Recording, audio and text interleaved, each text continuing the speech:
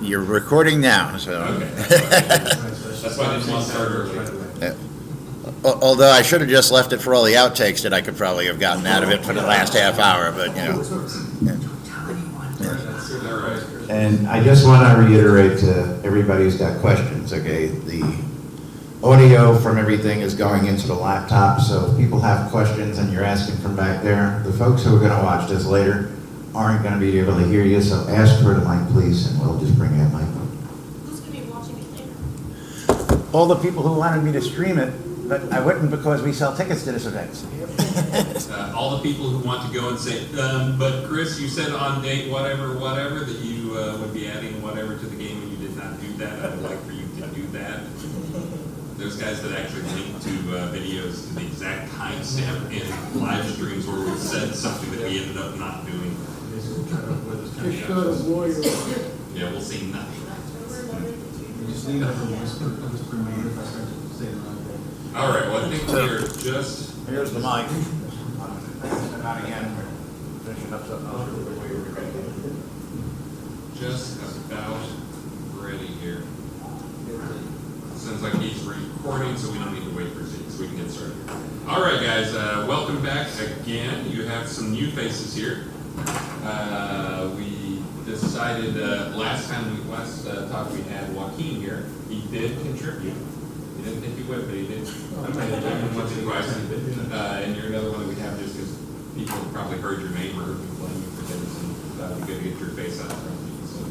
Yeah, I deserve some blame here and there. But we'll start off with the introductions. Yep, and he said he's recording it, so I was waiting for that. All right. And I decided I wouldn't wait for you.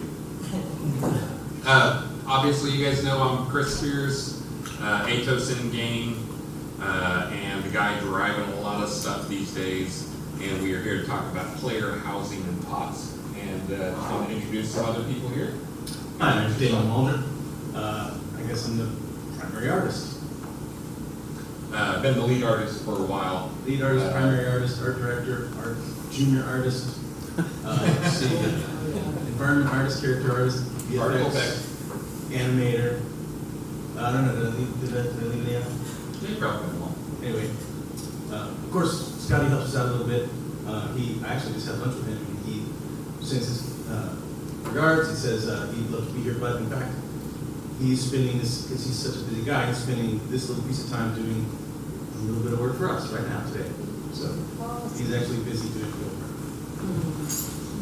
And you've been in the industry forever, like over 25 years, maybe 26 and change.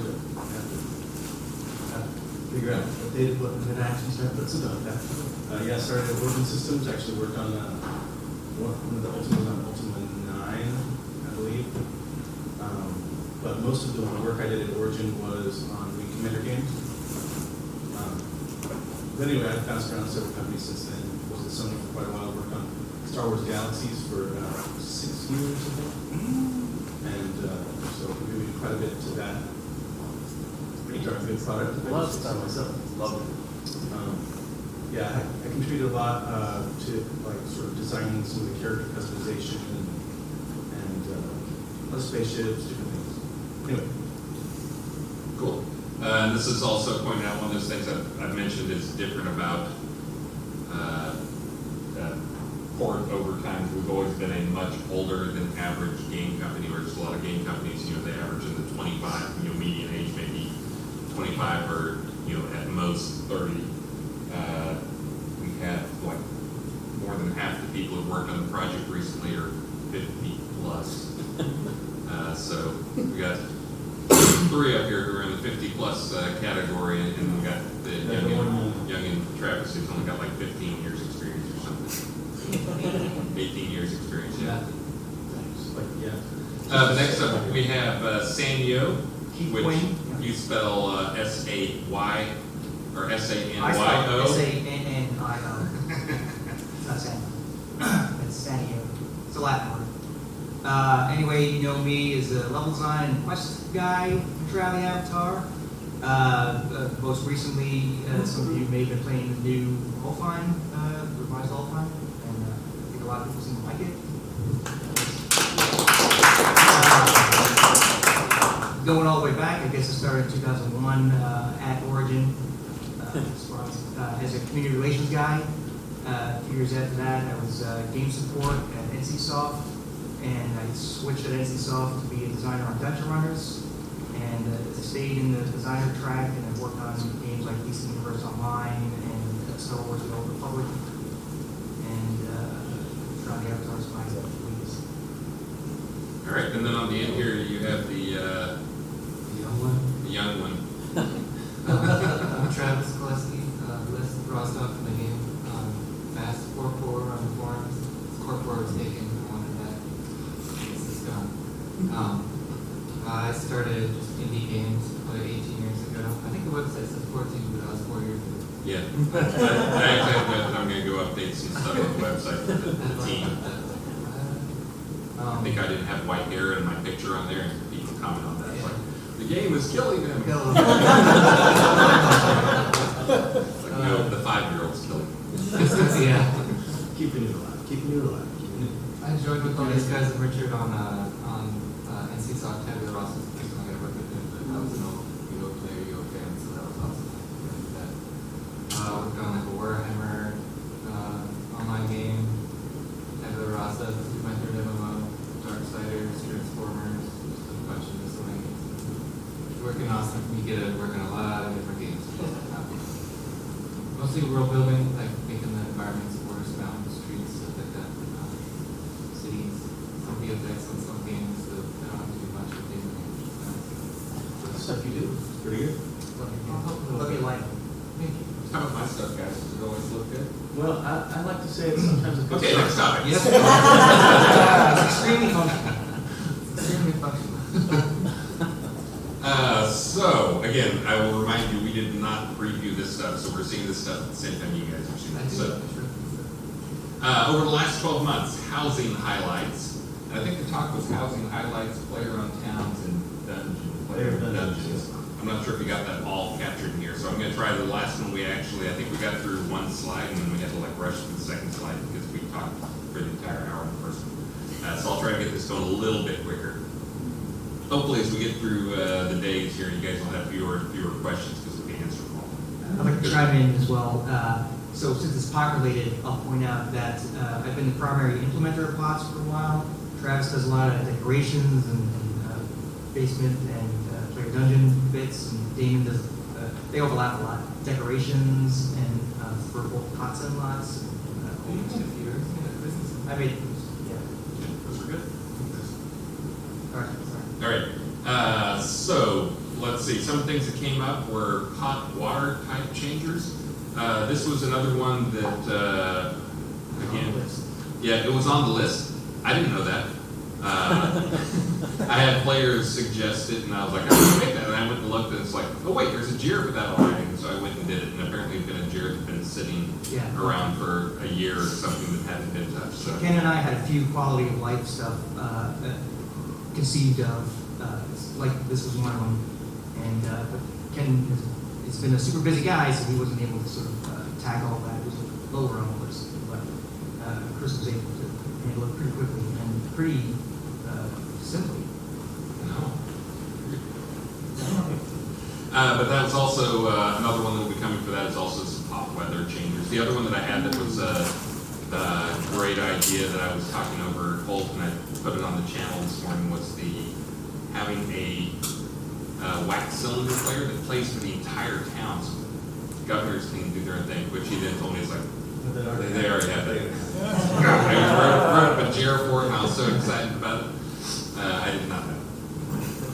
Let's see, fishing phase 2 trophies. Is another one of those things that came up. Again, this is one of those things we mentioned before, that having the trophies and having different sizes is actually really cool, because it used to be like we had to do everything with rarity of did you get a dragon head, did you get whatever. But now that there's actually sizes, that's cool. Of course, fishing is always in there. Player-made dungeon encounters, another big one that's come up, and one that again right now is a little unpolished and needs some stuff, but it's a great proof of concept that we're going to continue pushing out. That provides a lot of content. It's definitely part of the let players build their own games within our game stuff. And it's also one that generates a lot of, as we mentioned earlier, like farming essences, adds a lot of reason to keep going and doing stuff. I don't know. Let's see, decorations, scaling and flipping, another popular one that is one of those things that I looked at and was like, this is crazy easy. This is going to be no problem at all. And I think everybody else. You can't let them scale anything. No, that's terrible. No, wait, maybe plus or minus 20% is fine. And then we put it all in there, and then, then it was good, except for the 97 edge case things of like, hey, there's scaling greenhouses, you can't get through a door, and there's... There were some problems. Anyways, that's one of those things where, things that seem simple always have some edge case. Well, and if it has a VFX attached to it, it will not, the VFX will not scale correctly. Oh, that reminds me, on a totally unrelated topic that I'll throw in here, since it's on talking to greenhouses, or I mentioned greenhouses. Apparently, and players out there can nod their heads, players don't buy our greenhouses, the premium ones, even though they're nice looking, because their scale is a little wrong, and you can't fit quite as many, they're not as quite as efficient for planting. That seems like Do you guys confirm that? Is that true? Yep. I've heard that from some of my residents. So it sounds like I just need to make the premium ones fit the non-premium ones. Yeah, we just need that, don't waste space, man. I got it. We got to be able to get 15 greenhouses on a row lot. On top of that. Anyways, just so you know, that came up because I had a player saying, you do refunds? I bought some pretty good greenhouses because I want to give you money, and then I was told I was stupid. Crafted one, so I was like, it's like, explain, please. Let's see, lot need upgrading via crowns. So again, that's another one that I think players have been using a lot. We have some charts that we watch internally in terms of where you guys spend money. That's one that you guys have. We hated the idea of you have to basically throw away to move up to the next one. Throw away. You end up with 27 lots. I know some of you probably have 27 lots anyways, but it's been one of those things that's been great for players to help slowly move up over time. I do think the system's kind of half finished and a little clunky, and that's one of those things I want to spend some more time on, at least fill out the chart of the migrations between the different categories. And if anybody has any questions, again, I'm trying to get through this a little faster, but feel free to ask them while we're on the topic like you did in the last one. Just saying that because you guys are quiet and you were asking us questions every single bullet point last time. Lower property taxes, we actually talked about that last time. This is one that really, we didn't want to keep driving out lower end row lot people, because we feel that's one thing that planks into the game as much as like a guild combined with the game, being part of a community, being part of that town, having a decorative lot, they can be a game-ending thing, have them get evicted because they can't afford to pay property taxes. And it was such a small percentage of our total gold sink that we tried to watch that did not feel like it was worthwhile. Also, a reminder, I'm just reading these for the first time too, so I don't have a ton of talking points on them. That's why. Let's see.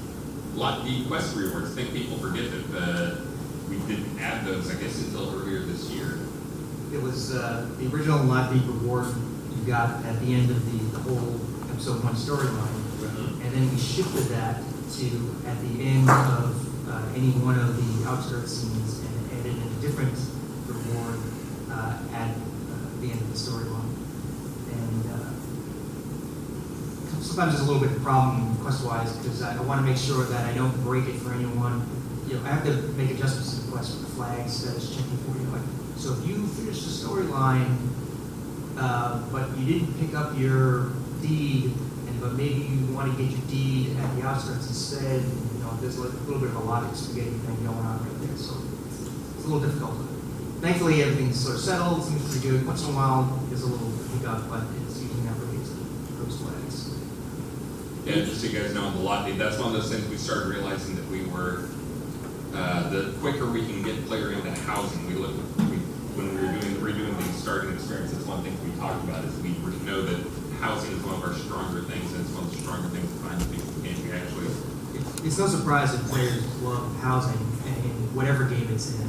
And since our game is so robust with all the things you can do with housing, it is, besides just sort of like a captivating business kind of way, players just love it, and we want to give you the coolest things early on. So that's why we did some shuffling around.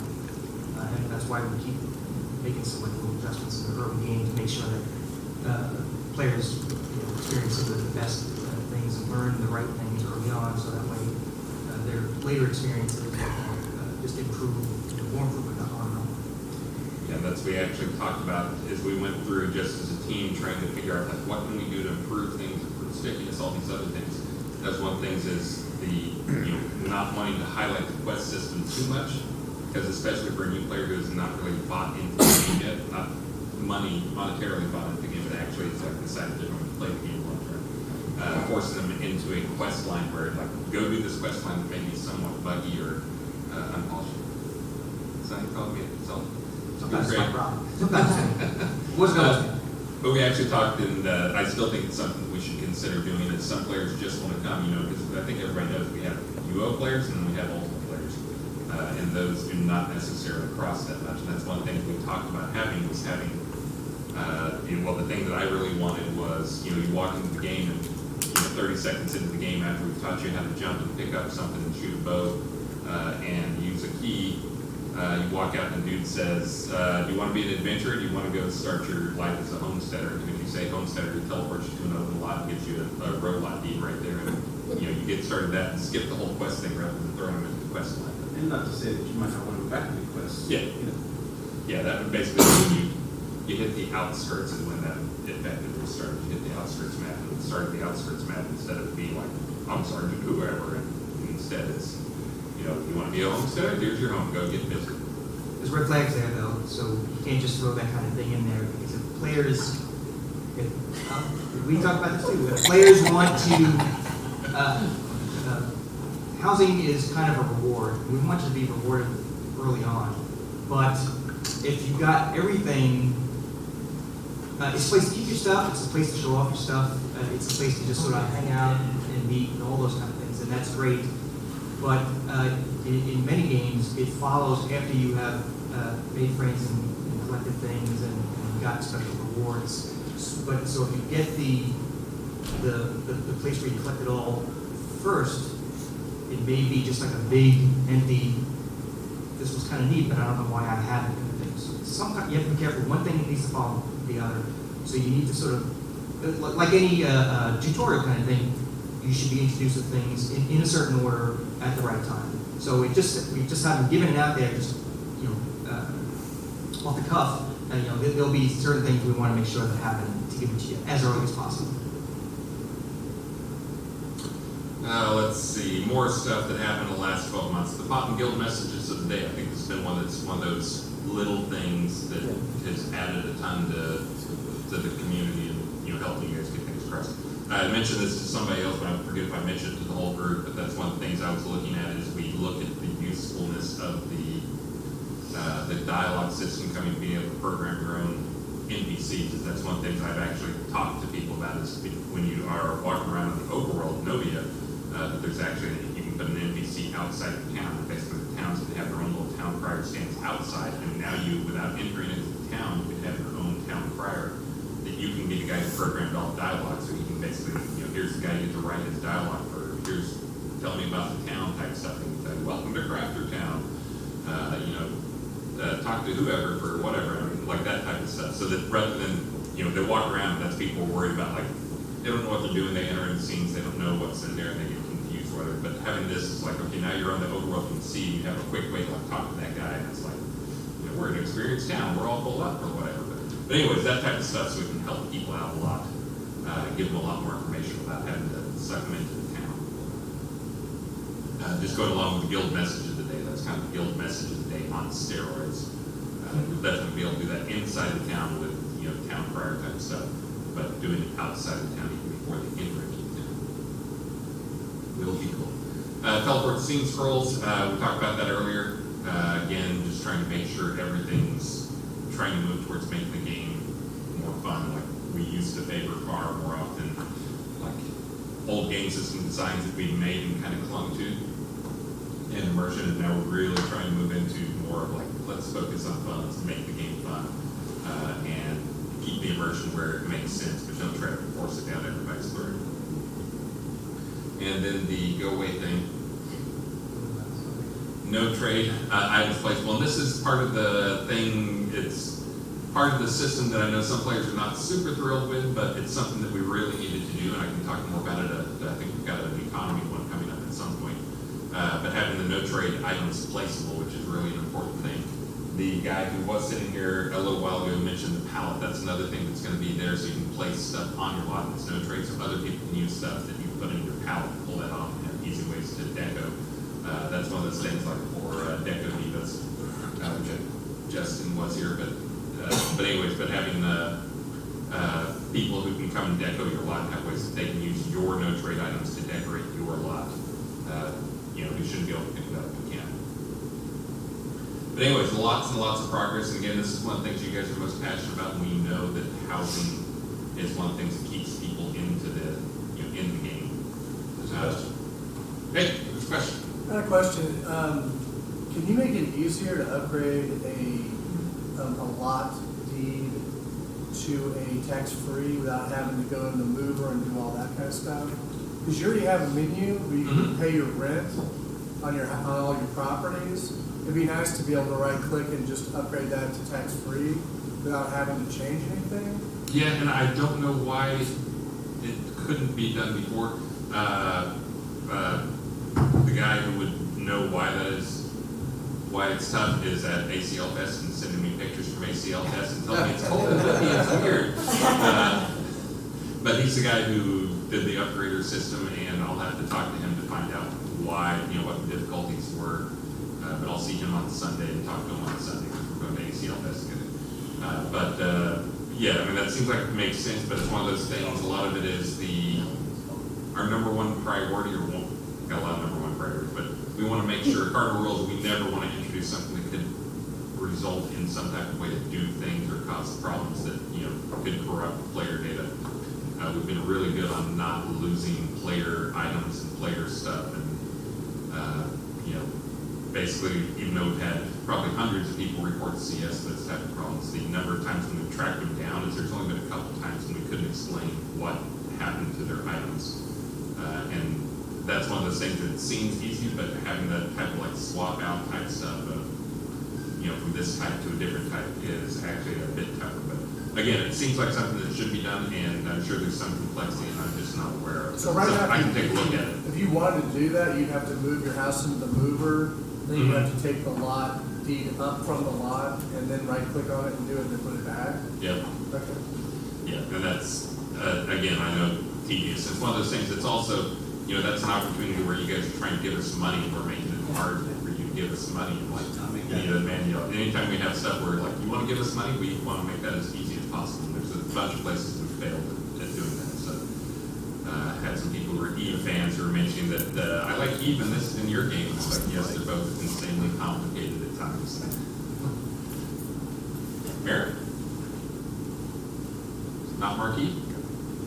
Not one thing. You have, or we have POT NPCs like guards and bankers, bartenders. We discussed a long time ago, but it just, we kind of forgot about it. We were asking for those, or a variation of them, for our house deco. We cannot put the POT ones on our own properties to run our bars and things. And we were wondering, any word on that? Yeah, we'll let you have the pets, and honestly, they would just be the same tech as pets. I'm not sure why that hasn't happened. Seems like something you should put I back on. mean, that's probably something that's just an oversight. I'll look into, just like having deco spawners that you can place in a pot, so you can have cats wandering around the pot. Yeah, or rabbits. We have rabbits in the game. Killer squirrels? Squirrels. I didn't see it on the slide, but we did drastically, mostly programmers made a monumental task for performance, especially with housing and coloring and loading that. So we increased this last year, the limits on everything. I'm one of the ones who thinks it's too big. So if you guys get angry and want to figure it out, I'm one of the ones who thinks oh, I don't know, that's a lot. Yeah, it's one of those things that always is the case of like, hey, we got performance up. Great, let's turn up lot deco limits and light limits. Hey, performance is crappy again. I think I've talked a little bit about that performance before, and it's really not the graphics that's usually bogging us down in pots. It's usually just the fact that we're trying to manage, you know, Thousands of objects. yeah, tens of thousands of objects. I mean, you guys know how many decos you put down on your lot. Now multiply that by the ton and try to manage that. You can figure out what to load and unload and all that jazz is. Not drawing it is the easy part. Trying to figure out how to deal with 50,000 objects that are scattered around in the 100 meters around you is the tough part. Let's see. Player-made NPC, Q4 highlights, player-made NPC dialogue with via Inkle Writer. So this is something, again, I've told people to go and look at it, just go check that out. But that is going to be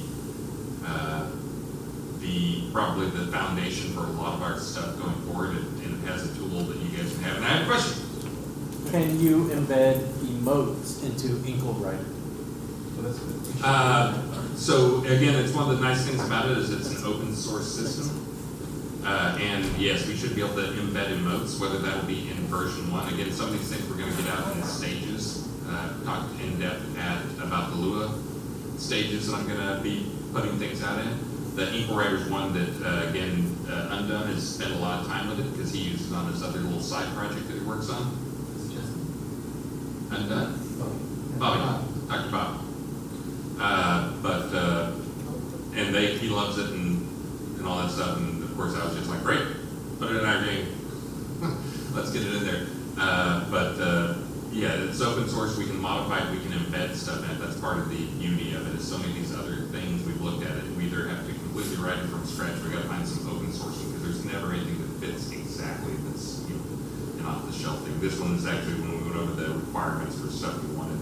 Like it hit all the buttons in terms of setting stuff up. But yeah, we should be able to embed emotes into it so you can have your dude who continually shrugs, or you go up to him and you say, dance monkey boy for the Bucker Bonsai person up there. Oh, your book, that's right. Sorry. Yeah, so you have him say dance monkey boy. How did you know? So yes, that should be doable. Again, I don't know if that'll be in phase 1. So again, these things we'll roll them out in phases, and again, we're trying to make sure phase 1 of each one of them actually adds a lot to the game, and it's not just clunky, broken stuff. For an NPC on a quest, for him to say something and then like die, fall out. Like that. So just to send you out. Nobody's gonna make anything dirty with them, right? No. No TTP. Yeah. Well, I wasn't going to do it. They would make them do a pose or anything. I mean, we can.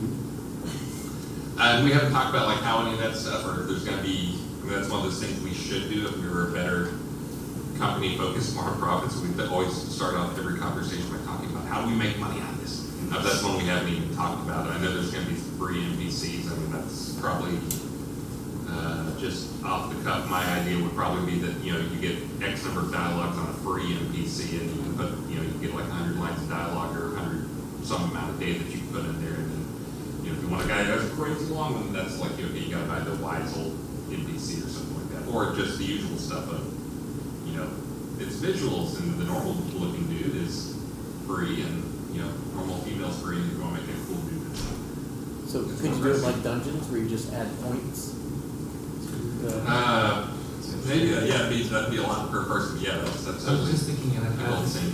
what list of emails do they have? Is it identical to your list? Or do you Yeah. maybe get to unlock some emotes for NPCs? But again, we'll make sure that it's something that can be done and it feels very functional without spending money. And it's just, I know people in this room especially probably look for ways to give us money, but we try not to be too painful and make things too crappy without that stuff. So, let's see, more remote dungeon entrances. I think, again, this is Starr wrote these, but I think he's talking about dungeons. Yeah, there's only like 3. Yeah, the teleport Rise, dungeons. Partners, and what was the other one? Yeah. Yeah, so we have more things that are like that. Yeah, and then again, for those who don't know about those things, those are those big honking things that are really aimed at pots, being more pot decks and be cool things you can add to your pot as convenient inside spot. And there'll be more of those big ones, but there's also gonna be small ones that come out. There'll probably be some really good, you know, Probably the smaller ones popular would be things. like, we were thinking about having the smaller ones be like, ones that you can have rather than be hot decos, be like personal decos. Yeah, yeah, they would be the personal ones you can put on your lot, and not take up the massive amount, but they'd be like, you know, boats or teleports or. Yeah, more like that, little one. Yeah, the real idea was to have them be something memorable from the dungeon, make that like a deco from the dungeon, make it something interesting from there. But again, that was in the trying to figure it out and get it all done. I actually made most of this, and this guy and Travis had to clean them up and make my art not suck. It's First I had not to- actually my art. First I had to break everything and then Broke everything, then fixed it. that's how it goes. But anyways, so yeah, so there'll be more of those things coming. Again, there'll be small versions. It'll be much smaller, much cheaper. It'll be really for a lot deco type stuff. Let's see, episode 2, main continent overworld. Again, that's our hoping to have it by the end of the year. We are going to have it by the end of the year. The question is what is going to be on it. The thought right now is the practical things. We'll probably have the continent there. We'll have blockouts for where NPC stuff will go. But we will not have any new scenes in there. That any type of scenes that might make it onto that are going to be stretch type goals for it. But the idea is to get it up so you guys can start figuring out where things are going to go and where you would, if you moved your pod over there, where you would want your pod. And then at some point, I mentioned like the possibility of having the new skill traders. Hey, Yeah, what? Yay! You're a little Have them late there. there, hon. What? You're a little late. It's okay though. Doug Winton. Okay, I'll make up for it. All right. I was just talking about how you wrote these things and none of us actually looked at them. I looked at, You did? I did. Weren't you I sent them ahead of time. Well, because you got the computer and you had your hand on the thing, I didn't want to, that'd be rude. But anyway, so yeah, so the main continent will be there, but it's just, again, it may be there for the end of the year for scouting and figuring things out so you guys can go and see things. We should note though, I like the Snake Island, that'll probably end up being like one island in the continent. I'm not sold on that. Probably not. Very impressive. So don't be looking at that, wherever you find on the Yeah, web. that- It's an island, they can't get lost. Yeah. Cross between Lord British and Scotty, they just sort of, that was just a quick idea. I don't, it's obviously probably not just like that. So if you're picking your spots based on that, No, it has to be this, It is a big- because that's the picture that we shared over there. And the little. I've already got my spot picked. That's gonna be there, we're gonna take that and rotate it, and we're gonna put it like on a Starfish small chunk with Islands. the actual island over here. I've noted in our design meetings a lot that the worst continent design you could have would be a long line to get between, and the only way to make it worse would be to make it squiggly, and that's. And break it. Yeah, and then, Work it up with islands. but you have to take a photo. Perfect.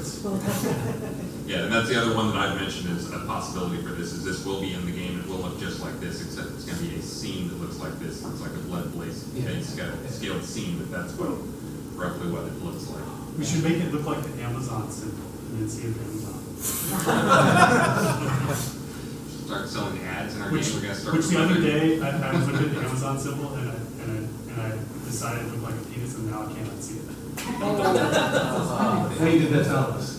Thanks for sharing. Yeah. We talked about TPP last week. See, I said, you have to miss me. Star's here 2 minutes. Thanks, Brad. Holiday content, snow covered trees, recurring holiday items, Starr?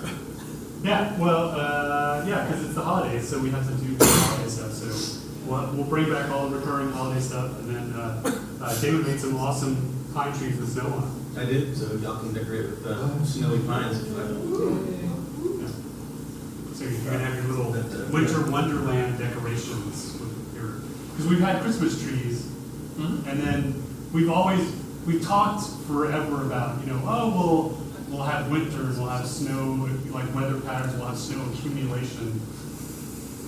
Yeah, sure. And so then I was like, well, yeah, maybe that'll eventually happen, but why not just make the tree with the snow on it that you can place wherever you want? And then that'll go with your Christmas tree. Oh my God, there's questions about snow trees. Yeah, And none of them were me. yeah. My buddy Shocking. My buddy Ragnar has a from the alpine pots, Yeah. the biome. And it would always seem weird that in a snowy environment, you can only place a tree with no snow on it. Right, we'll see how we fix it for you. So yeah, he's gonna really appreciate that. That was one of the things he asked me to ask you guys about. Well, great. So So you can tell him. Done. Yeah. Snowy, specifically, a I'll tell him. snowy blue spruce. Yep, that's exactly what he wanted. So that's great. That you can place in the desert. I'll tell him.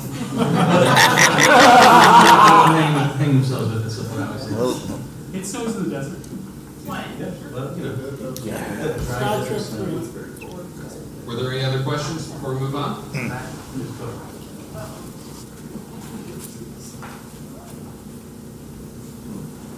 So if we get all these trees for the winter theme, can we get some snow pavers so we can put snow pavers down, then put the tree on the snow pavers?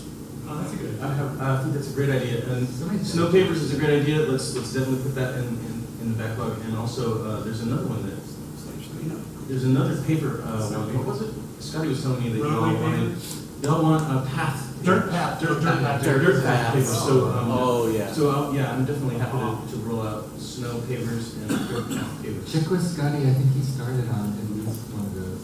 Okay, yeah, and I'm sure you'd be glad to hand it off if you didn't have time for it. Sorry to keep interrupting, but on the pavers, can you make them where they're just slightly collidable a little bit Yes, more so that we absolutely, can yes. do a little more overlapping of those? Yeah, there's no reason I can't do that. Everything should be like that. Really? Sometimes we don't do like rugs. Yeah, all of them are not. Yeah, road to. Yeah, there's no reason I can't do The bushes and the planes encounter that you run into and stop you like a brick wall. Traps. So That's those fishes fault, traps. They're thorns. I had my destroyer They're thorns. pet standing on top of one time by accident somehow. One question, this came up out talking to the ladies who ambushed the guys that were trying to escape, so if they got back late, it's probably our fault. But in furniture design, I've had competitions with universities and their design programs, architectural and design programs before that were very fruitful for me. I'm wondering if you've ever thought about having a developer school have a competition that, senior level students compete in to give you the intellectual property and then get an award and recognition for it. That's Pretty cool idea. I think I don't see any reason. somebody yesterday who was in, I mean, somebody else. There could be like weird legal IP issues with that, but it seems like if we wrote it up right, we should. Yeah, they just signed the disclaimer up front. Right. It's part of the. Yeah, we talked about that some, Yeah, I mean- with a couple people. I mean, it has to be of a quality to where it doesn't take us long to clean it up for us to do it. I would have to spend time reviewing it, and I'd have to spend time in the first place writing up specifications for it that, are the requirements, but I don't see any reason we couldn't do that. In the long run, it'd be great, just a short tutorial on like, look, use this shader, like, here's. Hey guys, Starr wants to talk and it's killing him. Well, we did something similar again. We did have crowd-sourced art submissions, in addition to buying purchased assets on the store. There was not much time savings gained by it, is the challenge with that. It's really good for the folks who are submitting. Our experience was we didn't gain much by it as far as a time saving, because the amount of work it took us to review the assets And then clean them up. and get them to the point where they would work in the game was almost about as much time as it would have taken us to just have done it ourselves. So maybe we should discuss this offline and figure out Yeah. whether it can be a break-even idea. Sure. If we can make it break-even, then I would say, if we don't think we can, then probably not. And it gives you social media presence too. Sure. So it's a win-win. Yeah. And that I was, I definitely see that. Yeah. People mixed up, Team Fortress hats and all those other, mod. yeah, I pushed for that stuff early on, and I agree with Starr that it was probably at best a break-even proposition, but it did feel like it helped the community some. But the other things, I think it was, at that time, the players were working in kind of an empty, blank slate type situation where they didn't really know what was needed, what was out there, what people wanted. Now there's a lot more eyes on things and people paying attention. We might get better results now, but that was also, we did the same thing kind of for level building stuff and like getting people involved and, helping us get things going, which I think that turned out pretty well, and actually one of the guys undone, Dr. Bob, the guy we've mentioned a few times here, he actually, that turns out was what got him started in games. He wasn't in games before that, and he did that because he thought it would be fun. Yeah, did it for me, yeah. One of his levels, he was part of one of our opening contests. Yeah, and that's... He was in, Did we use as one? No, he did not. I seen it, that was pretty good. Yeah, I mean, it was a decent level. I think he came in second or third. He didn't win. He was a little bitter about it. But anyways, that got him interested and got him more passionate about it because now he's in the games world. So I mean, lots of good stuff came out of that. So We definitely know that people out there building their stuff will spend a lot more time, their free time, their weekend time, and if they have good specs to follow, I think Justin's arm's getting tired. Someone want to give her a microphone? Start factor.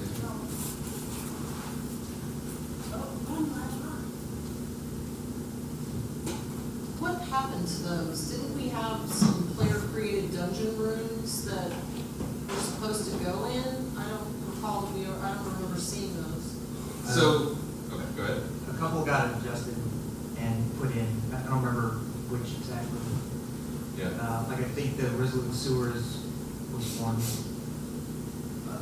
I think I've been the bottleneck for that. You just reminded me, Wickham made one, and we went back and forth with some feedback. Yep. That is specifically what you're asking. That Yeah. Wickham had one, Yeah. it's good, Yeah. I need to put it in. There's a couple tweaks I need to do to it still, but, Okay. a lot of those were good. It started to become a lot of back and forth and like critiquing and teaching people, with whom wasn't one of those people. The kids were pretty easy and straightforward, which is fun, but I have to count like how many hours am I spending teaching somebody to do this versus like, are they doing it? But then, they build momentum, they get better at it, and they kind of know what we're expecting, which with any new employee, like professional roles, they would have to go through the same process too. So those exist. I have them in my project only. I haven't put them in the main project yet. They're sitting on my desktop. Okay. After the Gothic set, and the Cobalt set, and the Aquarium set.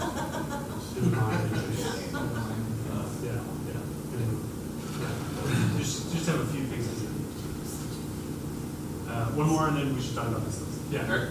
I know this is like a whole can of worms, but I would love to give some of the houses that I own in the game as an STL file, like 3D printed. I mean, I know that's. I'm honestly gonna tell you that those are not gonna be 3D printable, almost none of them. Oh, really? Yeah, because 3D printing is it's a very, to make your geometry work correctly for 3D printing, it all has to be watertight, And close, and none of that stuff is happening. And there's no reason to make it that way unless you're gonna 3D print it, if that was your intent in the first place. So those would probably all require a significant rework. And you're in town, message me if you want to try one. If you have one in mind, but I mean, if you've done any 3D printing, you can walk around and look around the house and look and see that what he said is probably not like it's going to be 100% done. of them are non-3D printable. Yeah. But we could maybe find that, we have deco models or something because that's not the first time it's come up. Let's find something in the game that they can 3D print and have. There probably are some models. Houses Out would just of the many thousands of models, there's probably, that doesn't, that Yeah. might be large, And correctly built. Weapons would probably be easy. Yeah, I mean, we have to be careful about which ones we distribute, right? Because we purchased a lot from the asset store, and so, We have to guarantee that they came from us. yeah, the only ones we're allowed to redistribute are ones we made ourselves. And for the houses, we made almost all the houses. The problem with the houses is generally the textures, and we use textures like we didn't, I know it's so shocking, we did not go make our own wood textures or stuff, our own marble textures, just because there's not a good reason to. Although Scotty does make a lot of his own textures. Most of the houses, we did the geometry for, so that's when I could probably give you the FBX file for it if you wanted to try some.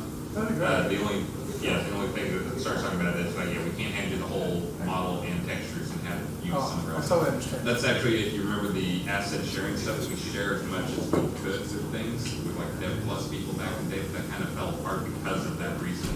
It's like things don't work without the textures, and we didn't own the textures, and so we couldn't legally distribute them. I can definitely give you like 3D models if you want to try printing some stuff. I'd love to. Okay. You got I my wouldn't expect a house to be printable. I mean, You're gonna have to edit it. Yeah. Yeah, that would be, All right, so we have lots of stuff that we want to do in 2020. This is not a full list, and also not necessarily everything we wouldn't necessarily get all of this done in 2020, but there's lots of stuff we've talked about that we'd love to do. So for episode 2, player housing focused stuff would be, of course, all the new player-owned towns that you'd be able to place in the new continent. The new settings we want to make for player chests and doors. So this is the idea we've had for a long time, where you could set conditionals on those. So say that things like 1 in, 1 out. So you could say, like we've had the public cash chest for a long time, but that's literally, you put stuff in there and people can take everything out. But for a long time, we wanted the ability for, you could set things like one person can only take one thing out of a public cash chest. Or things like the ability to lock a chest and it only be unlocked with a key that you could make, or or a privacy setting, depending on how we want to. or a door that only unlocks if you, with a scroll that you hide somewhere, like in your dungeon. Those kinds of things. So again, ways for you to make your own quests and events. We wanted a long time for a way for players to rate each other's properties and decorations and things like that. It's only going to be an upvote, so no down. I mentioned this earlier in the first panel, that no downvoting because that would instantly control. So it's just a thumbs up. More decoration features. So we added decoration scaling, which everyone seems to really enjoy. So as we think of things like that that don't probably break anything, we'll do more of that. More convenience features. The buying everywhere was a great, I think, a really big success for the game. The message of the day that we added for player-owned towns. So things like that. Pirate airship. We've got the pirate ships, and we have airships. So we have all these assets that we can easily mash up, and so we've talked forever. There's actually sort of one that Travis made for. I think we had one already, and didn't realize I just stuck a pirate flag. Right. Well, it's literally just a pirate flag on the back of the airship in Blood Bay, but we would do a little more work. But we have all the assets from the pirate ships, so a special masthead and things like that. So we want to make a pirate airship, or at least I want to make a pirate airship. Come on, pirate airship. We also last year we made our first keep and castle-sized homes. Those were the big keep and castle-sized pirate ships.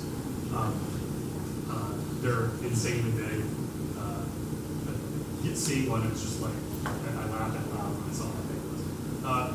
And then we've been working for a while on more of the Isles castle-sized house, which is also ludicrously large. But we're going to make a few more of those, hopefully. And then, of course, we're going to continue to expand the player dungeon sets and rooms. Travis was jokingly listing off his huge backlog. I wasn't joking, I was just trying to get. Like, what were some of the ideas we have? It's been like modern aquariums, like the tubes where you walk in the glass tube and you're swimming around. You just need the transition. A dungeon where you're under the water. Just a room or a hallway, it's on that hooks up to the other set. The kobold one, I was thinking it would be easier with like gears and vents and if you run around with the cable. A little bit of electricity. Yeah, little pipes, lots of pipes. The Gothic set, which looks like the Duke room, I've already started that one. Yeah, the Gothic one you've been working on for a little while, right? Yeah, that's already in progress. Yeah. That'll probably be the next one, just as for us. Yeah. And then Chris, you have ideas for more dungeon encounter rooms. Well, tons of room ideas for dungeon encounter. The bigger ideas for 2020, dungeon encounter rooms will continue to filter out. And that's I was mentioning that if we get like an intern out of ACC for wants to get into the games industry, that is a great wax on, wax off. Like go hook up 97 different dungeon encounter rooms that are from scenes of the game, just because that's extremely tedious, time-consuming work, but not that tough. The bigger thing that I talked about and worked through in my brain trying to make sure we can do it and understand the problems are going to be associated with it is we have player dungeon stuff now, but again, if you guys are making, you want to make your quest or whatever, you may want to have that go into some outdoor area. It doesn't make sense to have all that go into just dungeons. Having the outdoor, the same thing we have with the, the basement where that's a basement is basically an instant scene. We give you that. Guess what? That's what your player dungeon is it's an instant scene. When you go into like the Minecraft or whatever, the Mine cart dungeon, that is actually just a little scene that has, the little cave and all that junk set up and some point of connection put up. There's nothing that keeps us from having that same thing of you connect, walk into a teleporter and it takes you to a scene that is an overland scene that is built with a terrain. It's like a 400 meter by 400 meter chunk of terrain that has some flat spots on it that can also be decorative. Now, what we would do for the spawners would probably be a little bit different, where there'd be some points you can attach, or there'd be flat areas where you can set stuff down, hook up that stuff. But the same type of thing where you can go in, here's a little overland scene that's a wood scene, and you can go and deco and build up stuff on it. Are you kicking us off, man? All right. But anyways, that same type of thing, that expanding that, taking the existing systems we have for players creating their own instant scenes that they can deco, add stuff to, and build in, because I think that's an important part for you guys to be able to build your own adventures and build your own quests and build your own stuff. Again, these are all little stepping stone things that, each one of them gets us a little bit closer to where we want to be, and being able to just all those different things, the NPCs, the being able to build different types of scenes, being able to create your own instances, all that kind of stuff. It's powerful. So that's my next big thing I would like to see. Yeah.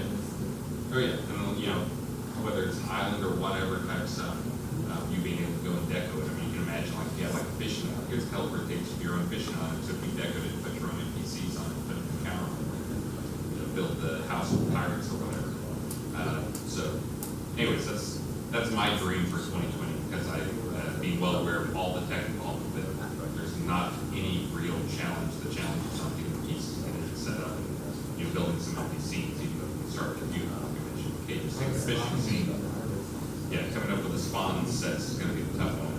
Right now, again, still dealing with some problems with the dungeon sets, but I think we know what it is, and we'll get it fixed in the next few days, hopefully. Yeah, and then last two items. So we added the water type changers for player-owned town owners, so you can change your water type.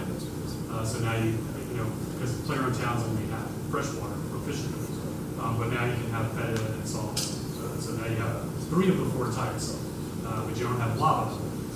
And so what we've been talking about is making a new player-owned town template out of the underground set, where it has lava in it, so that you would have access to that 4th water type. Yeah, so there's an underground POT template for players down. Because that would be the easiest to make a lava template. Because it's already got like a lake in it, and so you just take that lake and put lava basically. It's got material. Yeah, and you switch the wall material to be like more darker obsidian-ish stone. So that seems like the lowest hanging fruit versus making, because any of our other POT templates that are outdoors to make lava. Yeah, none of those will be easily converted. I mean, so much work is not Yeah. start from scratch. Yeah, I think this, starting from scratch. Yeah. But, okay, cool. So, and then last one, and this one was a don't count on this one, but Yeah, this is a bigger can of worms than it seems like it might be. but it would only be, and so that's why I put only new homes if we do it at all. Craftable new homes? Maybe, but it would it would have to be a home we built from scratch, or we would have to take an existing one and rebuild it, because the idea of otherwise we'd have to go basically touch every single existing. Oh my God. Yeah. They can't. And they've all got too many different materials. Yeah. And, to make something viable is you have to approach it from that direction in the beginning.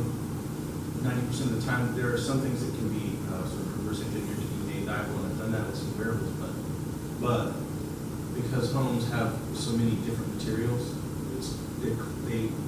none of the existing homes are planned in such a way that they can be made viable, I don't believe. But if you approach the new one from scratch with that intention, I think it's good. Yeah, so, But to speak to the craftable, I mean, you know, it's enough effort that the judge are gonna need to get paid to make it, so they're gonna need to sell it, I think. Yeah, so we would, we'd want, speaking about the number of materials, so at least if we did, the first attempts would be, we'd minimize the number of materials. Like, so we'd take something like one of the wooden plaster style kind of things, where, as those have generally less than something like three different kinds of stone or board, right? Yeah, I mean, we just need to plan it ahead of time and figure out. But I think it would be, but that's true, because it's a little, just got to go once. It's like wood and adobe. But I think that would be really cool, is to have the ability to have like different color composition. Reminder, as soon as we add paintable houses, there will be a sparkling rainbow rolling. It will be right next door to you with some other. It's gonna be a new type of paint. Third house. It's gonna get disco, there's no way around it. And guys, I'm gonna go ahead and cut you off there. Thank you so much for this segment of our panels. I have an announcement to make to everyone. Had a meeting a while ago with the hotel management and staff, and as a result of that meeting, we will, tomorrow night, this affects tomorrow night, the dance party specifically. We have moved the times of the dance party. I'm going ahead and sent both Starr and Chris messages. Hey, you got a message. But the new times, that we're still gonna have a 3-hour dance party, but it's gonna be from 7 p.m. to 10 p.m. rather than from 8 p.m. to 2. yeah. New times on the dance party, and that was at the behest of the hotel staff. And we kind of got caught in a clutch there where we had to accommodate and do a little sticking moving, but we got it taken care of. Another thing that I want to bring up is that I would like to welcome Mike and his grandson, Greg.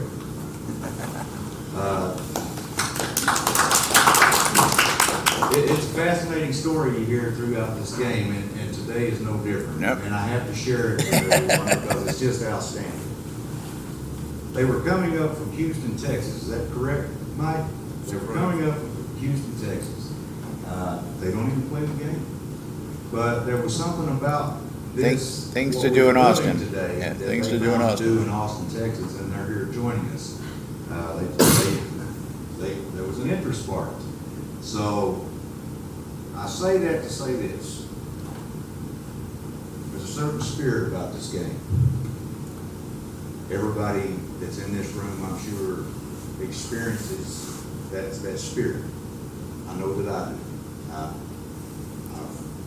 fought, played, formed bonds that will last me a lifetime, and I hope that I haven't, but I'm sure that I have.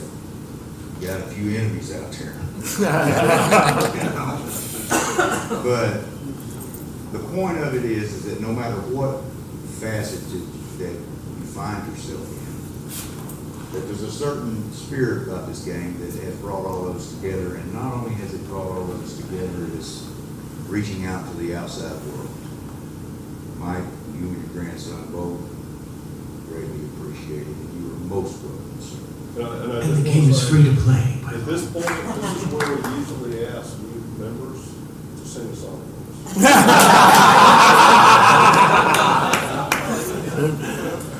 And with that, we're going to go ahead and catch a break real quick, grab some water, grab some coffee, whatever. I think we've got 4 o'clock live stream. We gotta figure out how to do it first. Well, I've got it on the laptop, and I've got a camera on the laptop, so I can just set it up. I'm trying to figure out where to like put it. That's hooked up to the camera. That's all the more live reason. stream. right. That's all the more reason for a break. So, yeah, and so we're gonna actually do our weekly live stream from here, and. Gonna attempt it. So, actually, my idea would be for us to spin it around with us sitting on this side, and then make it all be in the background. Okay, I've got the, I don't know. I've got the camera, so the camera good, I've got that working. Yeah. Okay. All right. But the point is, you guys are welcome to watch us do our live stream live. And take part of it and ask questions on Yeah. whatever else. Yeah. Okay. How would it wrap up? Just showed.